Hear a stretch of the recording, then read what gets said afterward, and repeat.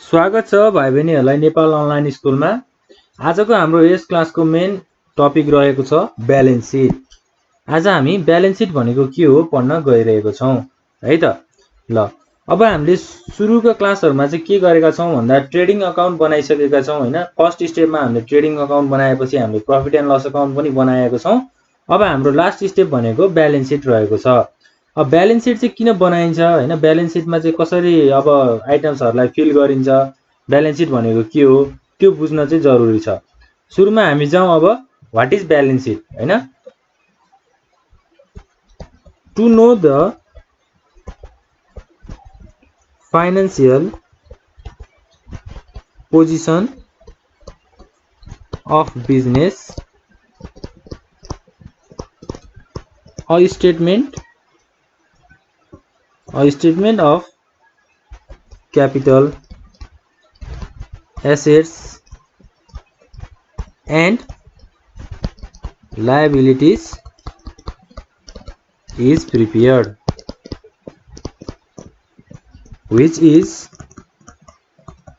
known as balance sheet हैन।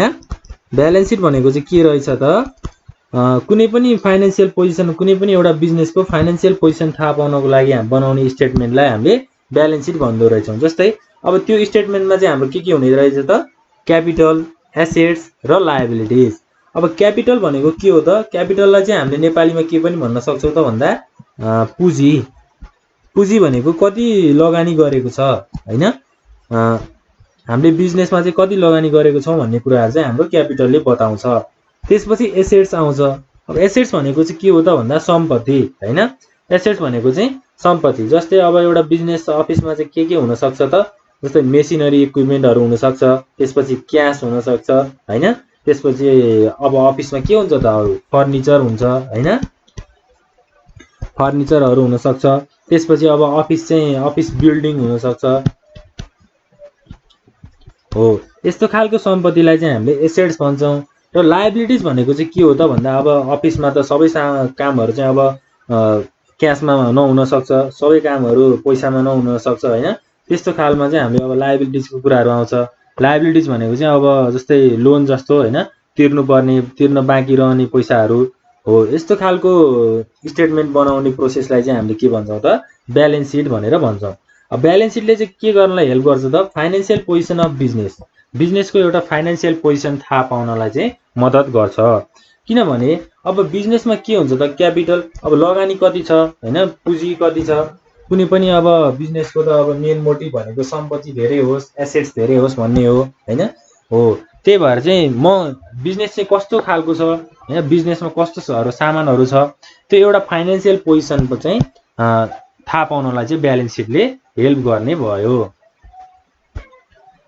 अब trading account र प्रॉफिट एन्ड लस अकाउन्ट बनाइसकेपछि हाम्रो प्रॉफिट एन्ड लस अकाउन्टबाट के निस्किन्छ त, नेट प्रॉफिट आउँछ। त्यो नेट प्रॉफिटलाई चाहिँ हामीले ब्यालेन्स सिटमा इन्क्लुड गर्छौं हैन। नेट प्रॉफिटलाई ब्यालेन्स सिटमा इन्क्लुड गरिसकेपछि हामीलाई फाइनान्शियल पोजिसन चाहिँ थाहा हुन्छ। ल अब जस्तै एउटा बिजनेसम्यानलाई हैन, बिजनेसम्यानलाई त के हुन्छ त भन्दा उसको मनमा के फिलिङ्स आउँछ त भन्दा मलाई प्रॉफिट मात्रै भएर भएन हैन, मलाई आम्दानी फाइदा मात्रै भएर भएन। अब मलाई के चाहियो त भन्दा मलाई चाहिँ मेरो बिजनेस चाहिँ एकदम राम्रो होस् हैन, मार्केटमा चाहिँ मेरो भन्दा राम्रो बिजनेस अर्गनाइजेसन चाहिँ अरु कसैको नहोस् भन्ने फिल हुन्छ हैन। त्यसको लागि त उलाई के चाहिन्छ त, अब क्यापिटल चाहिन्छ, एसेट्स चाहिन्छ हैन, त्यसपछि लायबिलिटिज पनि चाहिन्छ हो। यस्तो खालको कुराहरुलाई चाहिँ अब हामीले ब्यालेन्स सिटमा इन्ट्री गरेर एउटा बिजनेसको फाइनान्शियल पोजिसन चाहिँ थाहा पाउँछौं। ल अब ब्यालेन्स सिट भनेको के हो भनेर पनि कुरा भयो हैन। ब्यालेन्स सिटले चाहिँ एउटा true financial position of business चाहिँ हामीलाई थाहा पाउनलाई हेल्प गर्छ। अब हामी जान्छौं objectives of balance sheet. Objectives of balance sheet, balance सिटको मेन उद्देश्य चाहिँ के हो त हैन।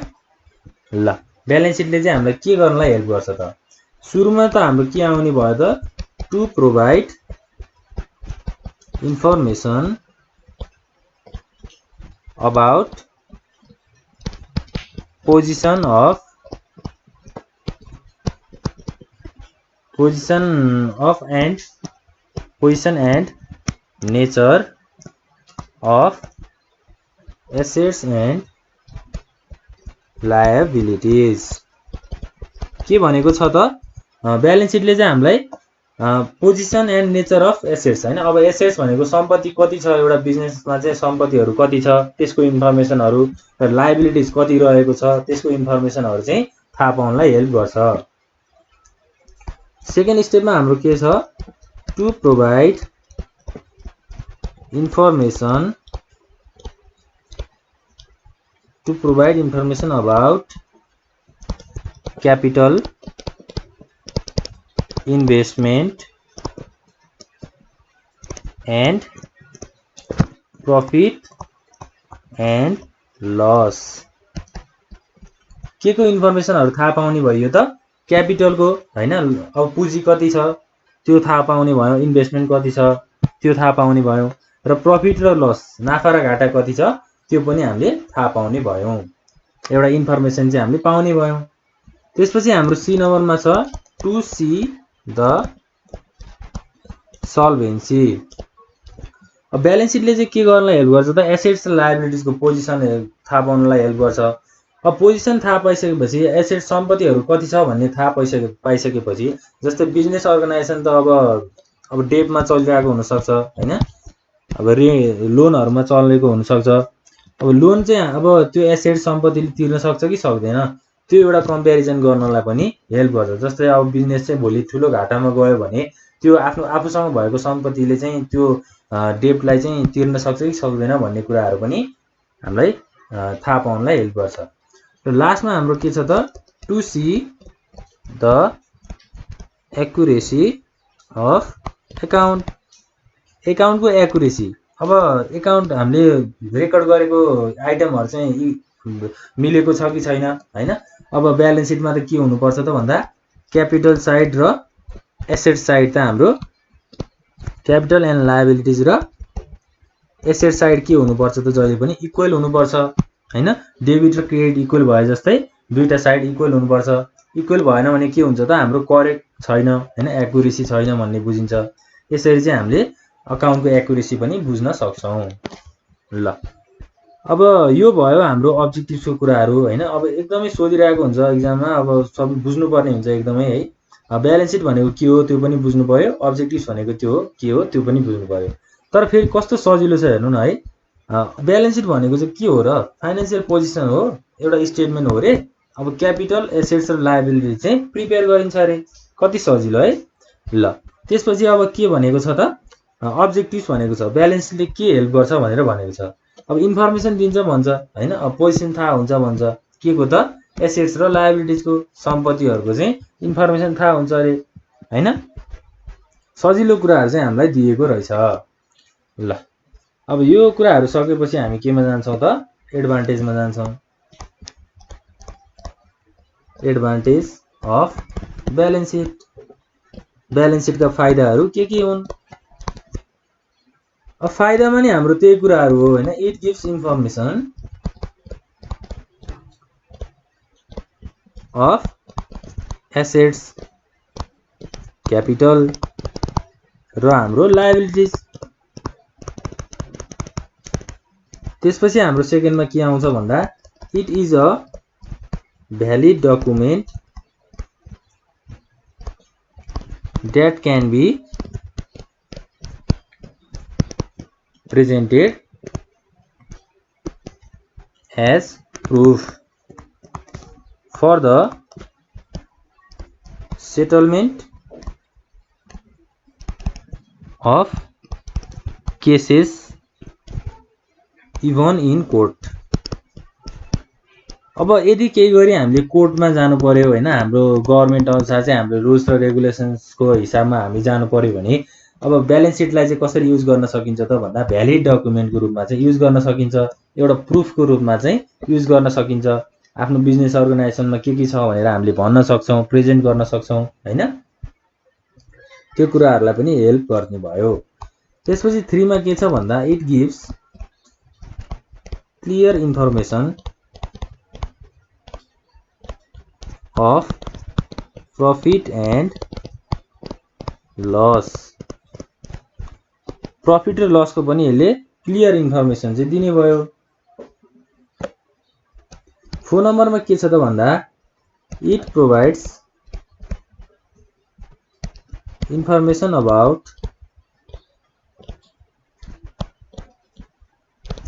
डेब्ट paying capacity of the form. अब कुनै पनि उधार कुराहरू चाहिँ तिर्नलाई, अब डेब्ट तिर्नलाई हैन चाहिँ अब इन्फर्मेसनहरू दिन्छ, क्यापासिटी चाहिँ थाहा हुन्छ हैन। ब्यालेन्स सिट बनाइसकेपछि बिजनेस अर्गनाइजेसनको अब एसेट्सको कुराहरू, सम्पत्ति कति छ भन्ने कुराहरू थाहा हुन्छ। त्यहाँबाट चाहिँ हामीले अब डेब्ट तिर्न सक्छौँ कि सक्दैनौँ त्यो बिजनेस अर्गनाइजेसनको क्यापासिटी पनि थाहा हुन्छ। ल अब एडभान्टेजको कुराहरू पनि भयो हैन, ब्यालेन्स सिटको एडभान्टेजको कुराहरू गरियो।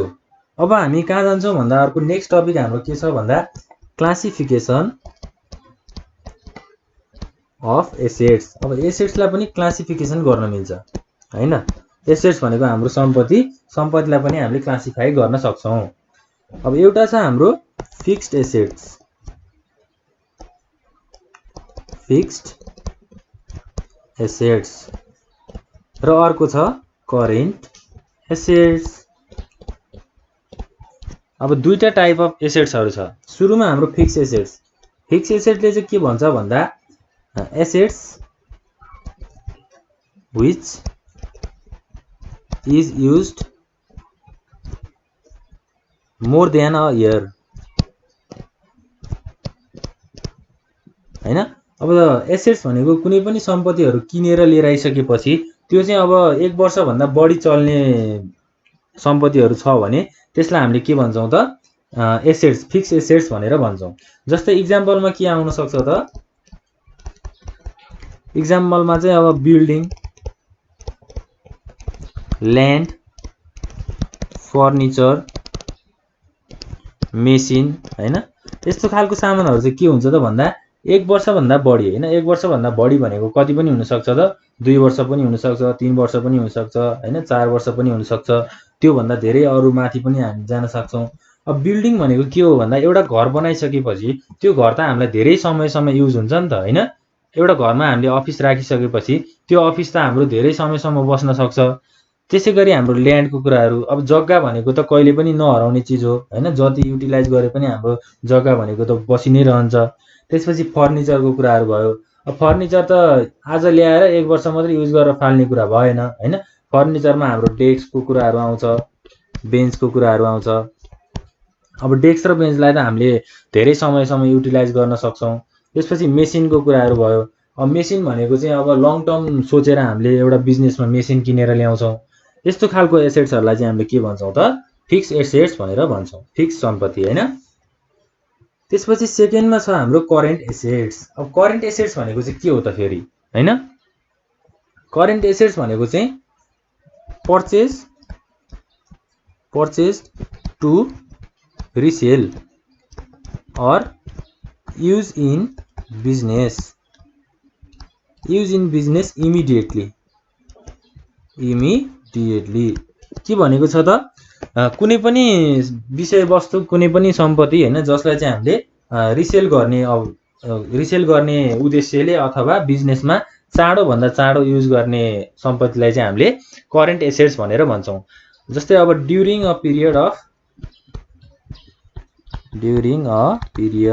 1 इयर, 1 वर्ष भित्र चाहिँ हामीले युज गर्ने सामानलाई के भन्छौं त करेन्ट एसेट्स भनेर भन्छौं।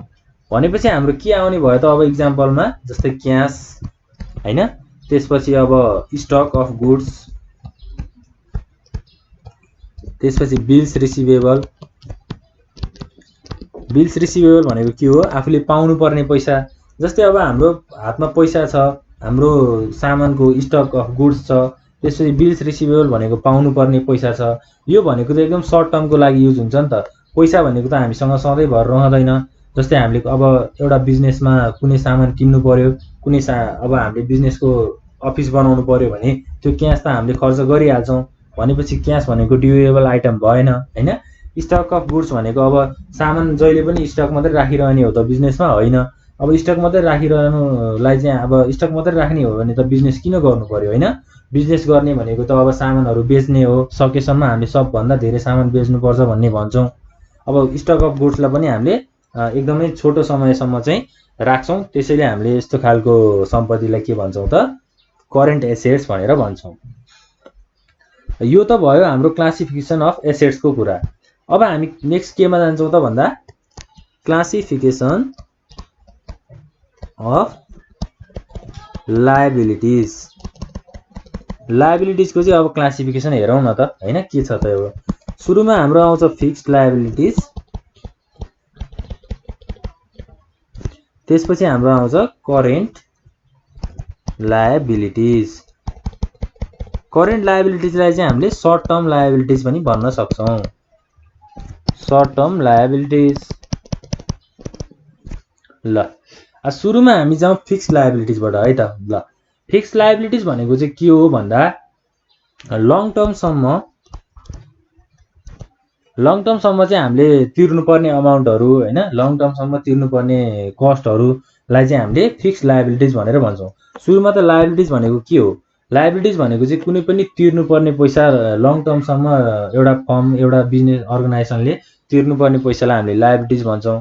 जस्तै अब लङ टर्म लायबिलिटिजमा चाहिँ अब के कुराहरू आउँछ भनेर हामी हेर्छौँ है त। लायबिलिटिज भनेको तिर्नुपर्ने भयो, लङ टर्म लायबिलिटिज भनेको धेरै समयसम्म भनेर भनेको छ। जस्तै अब लोन हैन, ब्याङ्क लोन। ल ब्याङ्क लोन, त्यसपछि अब के आउँछ त अर्को मोर्टगेज हैन। यस्तो खालको कुराहरू चाहिँ के हो त एउटा लङ टर्म लायबिलिटिज हो। किनभने ब्याङ्क लोन भनेको त हामीले 1 वर्ष ब्याङ्क लोन लिएर 1 वर्षमै सबै अमाउन्ट त तिर्न सक्दैनौँ हैन।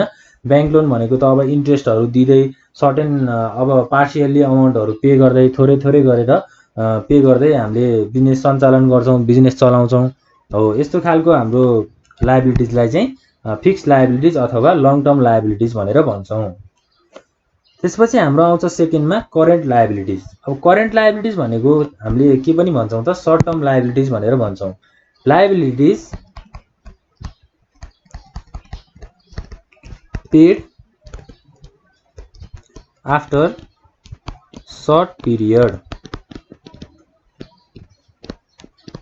हैन, थोरै समयमा पे गरिहाल्ने लायबिलिटिजलाई चाहिँ हामीले के भन्छौँ त सर्ट टर्म लायबिलिटिज भनेर भन्छौँ। जस्तै अब क्रेडिटर्सलाई पैसा दिनु पर्यो भने यो सर्ट टर्म भयो, ब्याङ्क ओभरड्राफ्ट भयो भने यो पनि हाम्रो सर्ट टर्म लायबिलिटिज भयो। त्यसपछि बिल्स पेएबल भनेको नि हाम्रो सर्ट टर्म लायबिलिटिज भयो हैन। अब बिल्स कुनै पनि बिलहरू पे गर्नु पर्यो भने हामीले त्यसलाई लामो समयसम्म राख्छौँ त राख्दैनौँ नि। जस्तै अब क्रेडिटर्स भनेको कुनै सप्लायरलाई हामीले पैसा दिनु पर्यो भने हामी एज अ कस्टमर कुनै सप्लायरलाई चाहिँ पैसा दिनु पर्यो भने त्यो पैसा हामीले 3-4 वर्षसम्म चाहिँ राखिरहन्छौँ त राख्दैनौँ नि। सर्टेन टाइममा हामीले ल याल भनेर दिइहाल्छौँ हैन। हो यस्तो खालको हाम्रो लायबिलिटिजलाई हामीले के भन्छौँ त करेन्ट लायबिलिटिज भनेर भन्छौँ, जुन चाहिँ एकदम सर्ट पिरियड अफ टाइममा युज हुन्छ हैन। ल आज के कुरा गरियो त हामीले। सुरुमा हामीले गरियो ब्यालेन्स सिटको कुराहरू, व्हाट इज ब्यालेन्स सिट हैन। ब्यालेन्स सिट भनेको चाहिँ फाइनेन्शियल पोजिसन थाहा हुने एउटा स्टेटमेन्ट हो। त्यसै लगतै हामीले के हेर्यौँ त अर्को objectives of balance sheet. Balance सिटको मेन महत्त्व के हो हैन, मेन गोल चाहिँ के हो त्यो पनि हेर्यौँ हैन। अब ब्यालेन्स सिटको फाइदाहरू एडभान्टेज भनेको के हो त्यो पनि हेर्यौँ। र हामीले एसेट्स र लायबिलिटिजको चाहिँ टाइप्सहरू क्लासिफिकेसनहरू पनि हेर्यौँ। ल यति चाहिँ हाम्रो आजको क्लासको टपिक रहेको छ। अब यो कुराहरूलाई चाहिँ एकचोटि घरमा आफूले टक्क राम्रोसँग चाहिँ पढ्नु होला हैन, राम्रोसँग सिक्नु होला। कुनै पनि कन्फ्युजन भए चाहिँ कमेन्ट बक्समा कमेन्ट गर्नु होला। यति भन्दै आजको क्लास यहीँ इन गर्छु। भिडियो चाहिँ राम्रोसँग पढ्नु होला र आफ्नो साथीहरूमा सेयर गर्नु होला। यति भन्दै आजको क्लास यहीँ इन हुन्छ। Thank you.